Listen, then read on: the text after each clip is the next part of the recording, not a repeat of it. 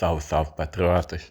Amigos, durante aquele julgamento lá no STF para analisar, para ver se tornava réu, né, o presidente Bolsonaro, general Braga Neto, general Heleno, né, que no final já estava previsto, né, mas no final dessa análise, desse julgamento, foram todos tornados réus, né, por causa dos atos do 8 de janeiro.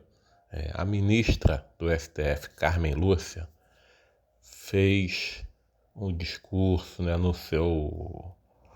na sua fala para justificar o seu voto. Ela tem uma parte que ela fala sobre a ditadura, muito verdadeira, que eu concordo até com ela, que eu trago para vocês agora essa parte. Preste atenção na fala da ministra Carmen Lúcia sobre a ditadura. Se é fato que naquele dia, na frente ou dentro do Supremo, ou do Palácio do Planalto, ou do Congresso Nacional, não morreu alguém, ditadura mata. Ditadura vive da morte, não apenas da sociedade, não apenas da democracia, mas de seres humanos de carne e osso que são torturados, mutilados, assassinados toda vez que contrariar o interesse daquele que detém o poder para o seu próprio interesse. Não é para o bem público, não é para o benefício de todos. Portanto... Aí, pessoal, como a ministra mesmo diz, né? Ditadura mata. Sim, realmente, ditadura mata. Nós vimos, né? Como a ditadura de Cuba, da Venezuela e de tantos outros países aí matou, né? Agora, será que a democracia também mata? Né? Porque o Brasil está numa democracia, né? Dizem que está numa democracia, né? E nós temos o exemplo, né, do Clezão, que morreu na mão do Estado, né? O Clezão morreu na mão do Estado. Morreu porque o ministro do STF não tomou uma decisão. O ministro Alexandre de Moraes, do STF, não tomou uma decisão de soltar ou não ele, né?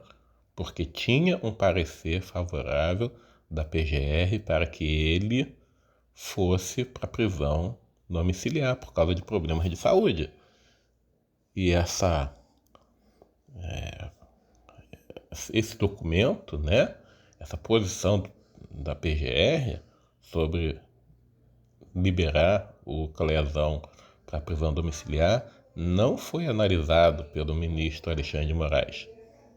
Ficou lá, dias e dias parado, sem uma decisão, sem uma análise do ministro Alexandre de Moraes. Não estou dizendo que ele tinha que decidir por mandar ele para prisão domiciliar, não. Ele poderia decidir que não vai. Mas ele não decidiu. E por isso, né, por ele não tomar uma decisão, o Clezão morreu nas mãos do Estado. Morreu dentro do presídio lá, sem essa decisão. Se o ministro tivesse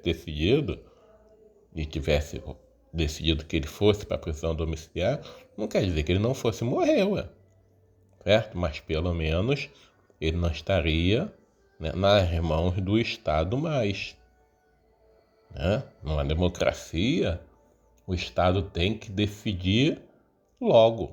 Não pode protelar, não pode empurrar com a barriga uma decisão tão grave, tão séria como essa, né?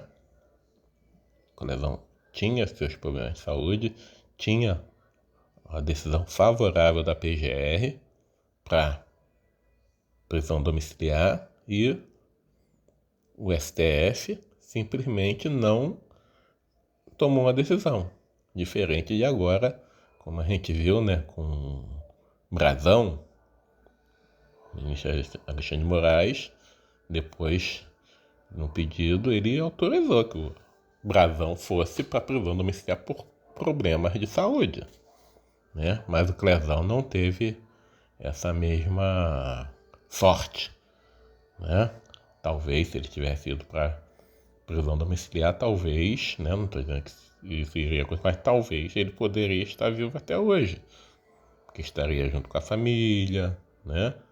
Esposa, filhas, amigos. Mas, ao não tomar essa decisão, o Estado foi responsável pela morte do Crezão. E como o Brasil está numa democracia que dizem por aí, né? Então, seguindo o mesmo exemplo que a ministra Carmen Lúcia falou sobre a ditadura, então, pelo visto, a democracia também mata, né? É isso aí, pessoal. Faz o L agora, né? Mas vamos aguardar, né? Nada passa impune, né? Vamos aguardar os próximos dias aí nesse nosso Brasil, que eu tenho certeza que muita coisa vai mudar ainda. Muito obrigado pela presença de todos vocês. Não se esqueçam de ativar o sininho, compartilhem nosso trabalho, se inscrevam e até o próximo vídeo.